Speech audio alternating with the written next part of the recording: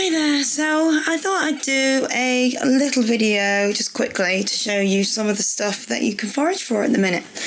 Me and Luna have been going on our walks, and this is just some of the stuff I got in from the woods. So this here is Scarlet Cups. They are called, the Scarlet Pixie Cups or Elf Cups. There's a couple that look very similar, but they're both basically exactly the same thing. You can't really go wrong. See, Luna's now wondering what I'm doing. Say hey, Looney. Say hey, Looney. Anyway,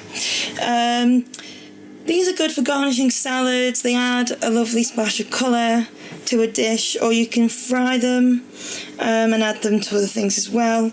But they've not got much of a texture, of a flavour, to be honest, but they do add some nice colour there.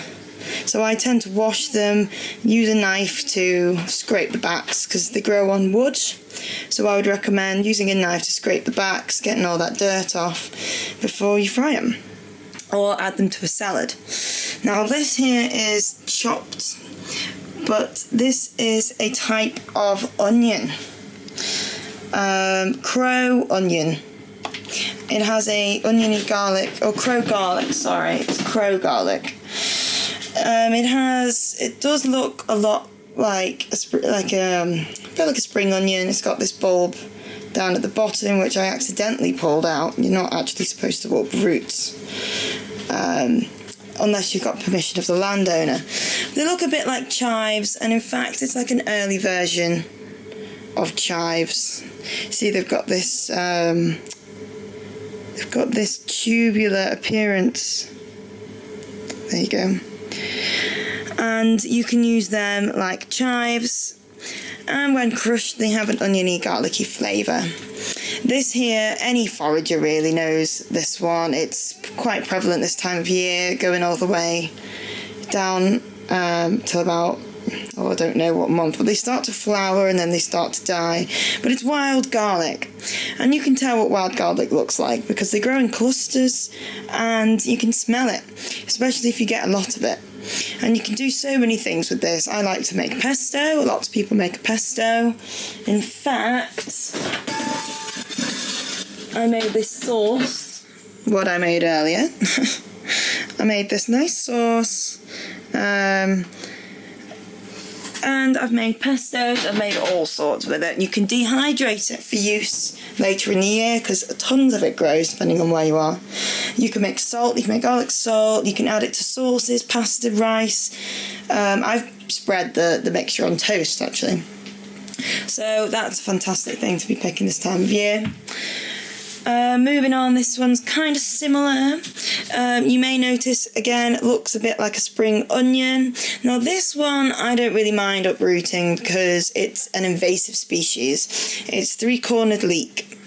And you can tell what three-cornered leek looks like because not only does it smell like garlic when it's crushed, but it has this three-sided,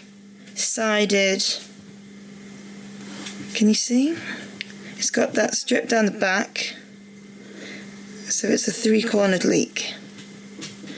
Definitely looks a lot like spring onion. I would say you could fry the ends like an onion. When the bulbs get bigger, you can pickle them, and yes, use the tops like you would in a salad, possibly. Or again, you could probably make sauces out of it. You can probably add to pasta, probably dehydrate. So this one, because it's an invasive species, it means it takes over.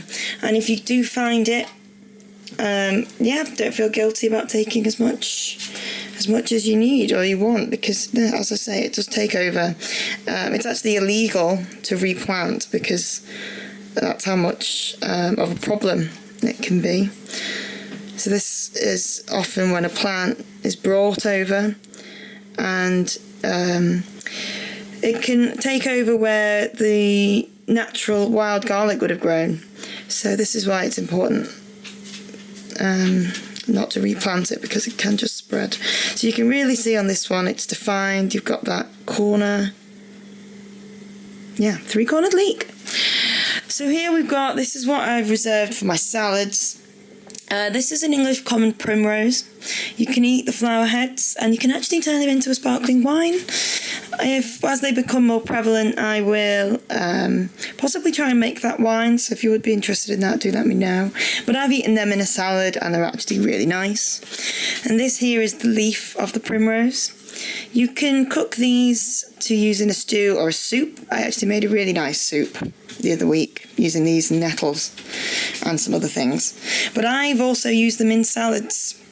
But they're a bit bitter in flavour and quite thick, so you do have to be aware that that's what they taste like.